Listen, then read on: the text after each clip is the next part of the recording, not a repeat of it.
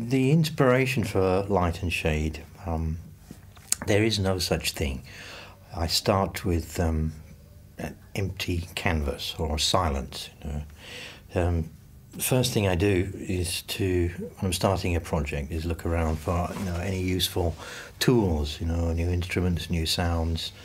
It just so happened with this album that there's a whole new generation of software synthesizers. Instead of a real synthesizer, you have a picture of a synthesizer. And when I started off the album, the room where we're sitting now was crammed full of machinery. There was a massive Neve mixing console. There was racks full of electronics. There was miles of wiring going from here to the next room to upstairs. It was really the studio that I've been working on on my last about 7 albums was still here. And we obviously used to use computers as a kind of add-on to the studio. I followed the development from the very, very early Macintosh, and it just so happens now with the new generation of Macs and PCs and new operating systems. Like, for example, the Macintosh now is multitasking, so it only used to be able to do one thing at a time. And I had a really good look around and realised that all my electronics in my studio I didn't need it. I could do everything. Instead of having a big mixing console, I have a picture of a mixing console. So I spoke to one of the companies, who deal with second-hand audio equipment. Said, "Come, I've got a whole studio here. You come with a truck and you give me a small fraction of what I paid for it, because it's obsolete equipment now. You can have the lot." So they came in and took the entire lot away. And then I spent a few weeks installing software in my Mac and also in my PC, and doing experiments to get the two machines, because they're two different kinds of computers, to speak to each other, to synchronize together, to network together.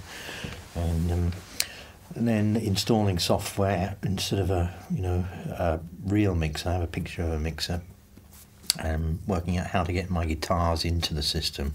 Now everything is software based, and I'm not alone in working like that. Modern musicians mostly work like that. It's a similar setup really to the home studio, which hundreds of thousands of teenagers have in their bedrooms.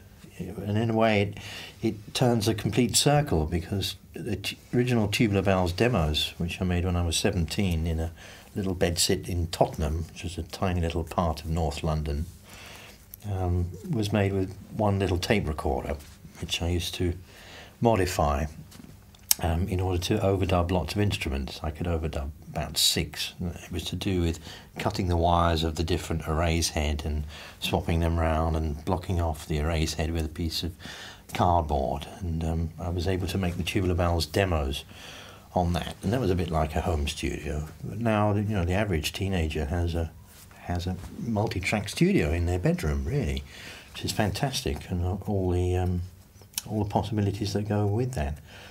So I started with a complete blank canvas with light and shade, and it's like a question of plugging in this software instrument and seeing what it does, and going through the thousands of presets, and like, oh, I like that. There's just too many to know them all. There were literally thousands of possibilities. So I chose the first one, and I started building a track on that.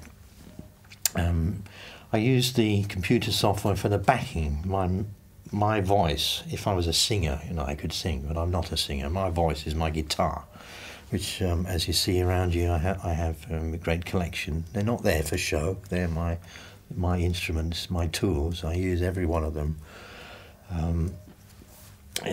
They all have their own character. So I use the software as the backing for it. And I felt that that's what gives it a contemporary sound. It doesn't sound like something from the 1960s or 70s. It sounds from 2005, but it's got my trademark, my voice, my guitar playing on it.